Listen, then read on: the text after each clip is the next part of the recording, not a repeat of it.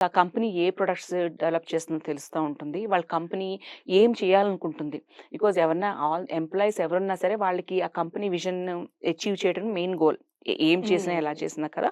So, ఇవన్నీ చేసిన తర్వాత ఏంటంటే మీరు ఇప్పుడున్న రోజుల్లో ఆపర్చునిటీస్ చాలా ఎక్కువున్నాయి అందరికీను. అవునండి. చాలా ఉన్నాయి. కంపేర్ టు మేం చేసిన దానికన్నా ఇప్పటికన్నా చాలా డిఫరెన్స్ డిఫరెంట్. ఉంది.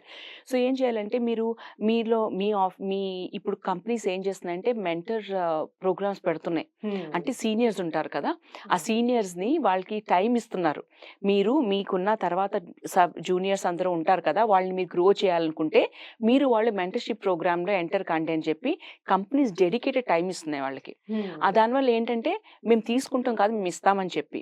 నేను ఎప్పుడు నేర్చుకుంటాను నాకు తెలిసింది ఇంకోళ్ళ పక్కనోళ్ళకి చెప్పినప్పుడు. ఓకే. అప్పుడు కరెక్టో కాదో కూడా తెలుస్తుంది. వాళ్ళు కూడా చేస్తారు కదా! హ్మ్. ఏంటంటే ఇలాంటి ప్రోగ్రామ్స్‌కి కంపల్సరీ రిజిస్టర్ చేసుకోవాలి. ఓకే. చేసుకున్న తర్వాత మీరు దానికి